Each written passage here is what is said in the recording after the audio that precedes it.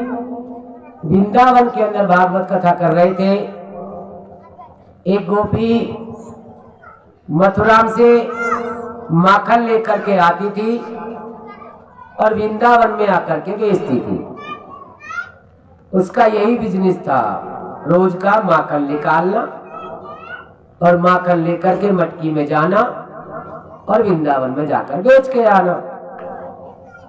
एक दिन उस गोपी ने देखा कि पंडित जी भागवत कथा कर रहे हैं और वहां जनता को समझा रहे हैं भगवान के बारे में। तो गोपी ने सोचा चलो थोड़ी देर कथा सुन लेती हूँ, फिर बाद में अपना बिजनेस कर लूंगी, अपने घर का काम जो माखन बेचने का काम था उसका। तो मन में विचार आया और उसी विचार के अंदर चल दी।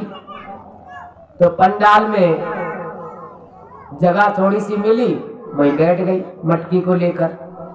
तो पंडित जी वहां समझा रहे थे, जो भागवत कथा को सुन लेता है वो भवसागर से पार हो जाता है, उसका कल्याण हो जाता है, उसका उद्धार हो जाता है, वो भवसागर से पार हो जाता है।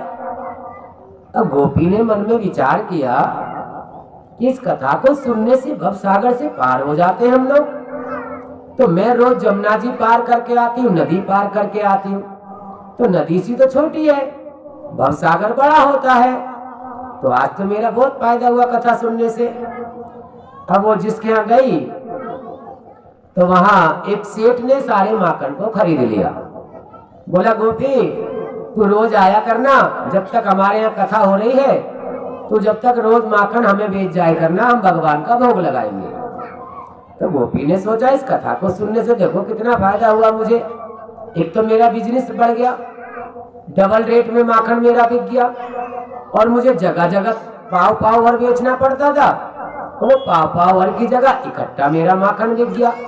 तो मैं कल फिर आऊंगी कथा को सुनने। गोपी गई जमुना के किनारे, और जैसे ही जमुना के किनारे वहां पहुंची जाकर के, तो जमुना नाव वाले ने कहा अरे गोपी टाइम हो गया है, चल नाव में बैठ, तुझे छोड़ देता हूँ। गोपी बोली नहीं नहीं, आज मुझे नाव में नहीं बैठना।